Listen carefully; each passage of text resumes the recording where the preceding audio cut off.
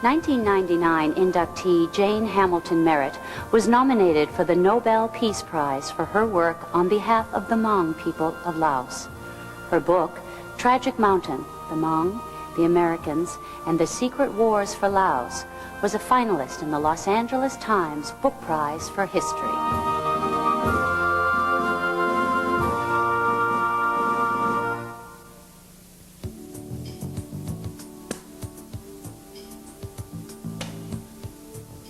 I don't think I ever decided to be a journalist. I just decided to write and to record things that I saw and to particularly look at the cultures.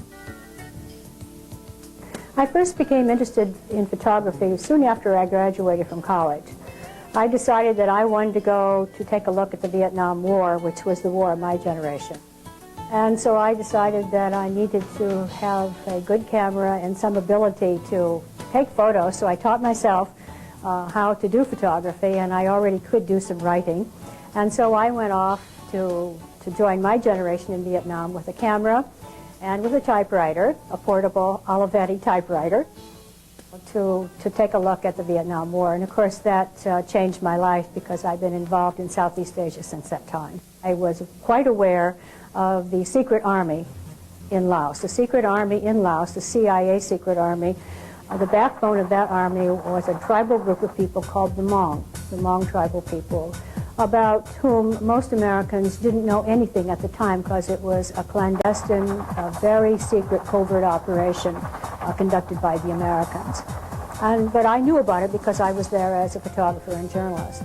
And then when the communists took over in the country of Laos, I went back along the Mekong River to try to find some of my Hmong and other tribal friends that I had lived with over the years in Laos.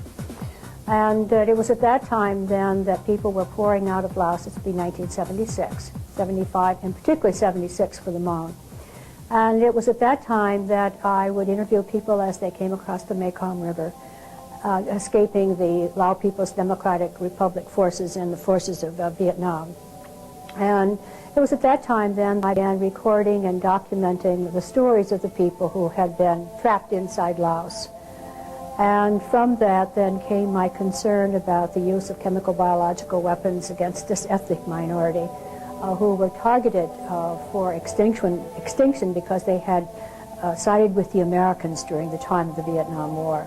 And then that led, of course, into my human rights work, trying to save the lives of Hmong people, and to writing the book Tragic Mountains, which is the story of the Hmong and the Americans and the CIA war and what happened to them afterwards.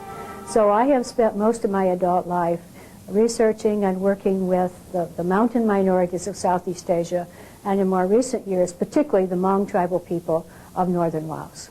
The other story that haunts me, and it does haunt me, would be the number of people who were taken to what was called seminar camp, which you and I will call concentration camps, and where people were tortured and raped, and breeding camps, and forced to stand in a closed metal filing cabinet in the hot sun for days on end, buried beneath the ground.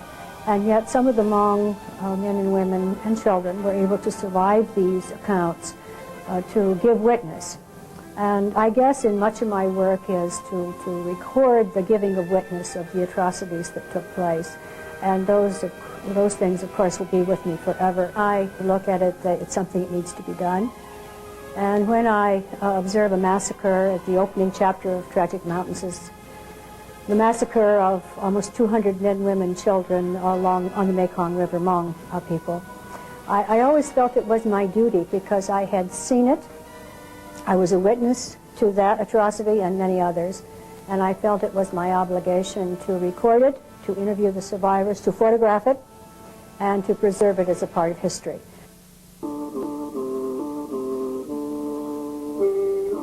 I loved Pearl Buck's books on China. And I sort of decided that when I got to be a big girl, that I was going to go to China like Pearl Buck.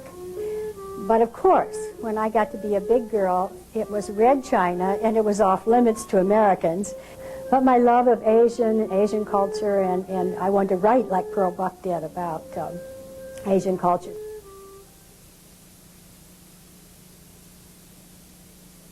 Being nominated for the Nobel Peace Prize was an extraordinary event.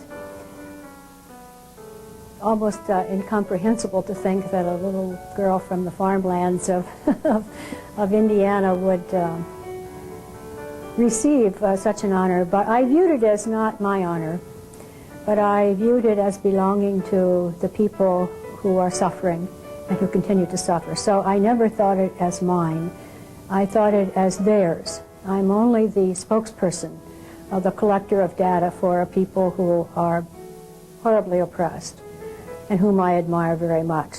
Last year, I was proud to join 9 other members of Congress, former ambassadors, authors, journalists, and dozens of academics in support of the nomination of Dr. Jane, as she is known to the Hmong people, for a Nobel Peace Prize.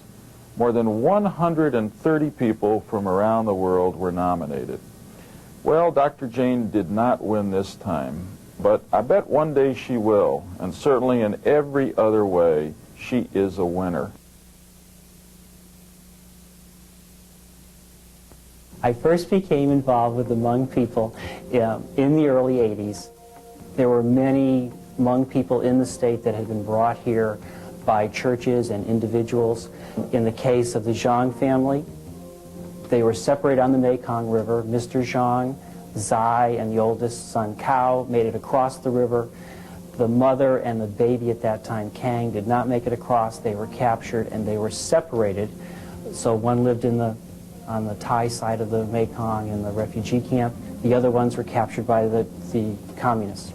You heard stories of the poisoning and the yellow rain and the poisoning that the people went through, and you say, well, you know, how real is this? And what Dr. Jane Hamilton-Merritt's book does is it shows the documentation for this wasn't just an isolated thing where it affected a few people and the tragedies that happened to those few people. It was a much larger picture, and many people were affected by this. Well, I have a couple of things that I do to bring a little joy into my life. One, first of all, I love being with the Hmong community. And the jacket that I have on is a Hmong jacket, and it was given to me at Hmong New Year a couple years ago in Fresno, California. So I love to be with the Hmong community in lighter times like Hmong New Year. I do that every year. And then I also like to ski. My family and I go skiing. We try to go every year out west to go skiing. I like that a lot. They're much better than I am, but I struggle away at it. And I also love gardening and farming. And I grew up on a farm where I had all kinds of pet cows and horses and goats and pigs and all that kind of thing. But now that I live in Connecticut, I can't have those kinds of animals. So what I have done more recently is that I now have my own little herd of llamas. And I love them dearly. I have a husband and a son. And I must say that they are very, very supportive of my work, and they go off to Hmong New Year with me. And my son is very, I think, proud of the mother, as he calls me, the mother and her human rights work. And in fact, I have a feeling that if I ever were ill and couldn't give a lecture, I think he could probably step in and give it quite well without the mother being there. I spent almost all my life as a teacher, and I've taught here in the Connecticut system. I taught at Southern Connecticut State University for a number of years. And I've taught many students who are now teaching in our school system here in Connecticut. And I've always tried to encourage my students, particularly in the Vietnam War classes, to look at other cultures and other people, and to be good historians, and to look at the world and how the Vietnam War fit into the Cold War. And I've always also hoped that my students, particularly the female students, would take a page from my book, perhaps, and feel that they could do anything that they wanted to do, because I hope that I was a kind of role model for the young women that I've taught over the years who come to my classes, and that they felt perhaps that they could go out and be a teacher or a journalist or do anything they particularly wanted to if they were well prepared and understood the subject that they wanted to go into, that hopefully they would see that women can do anything that they put their minds up to do.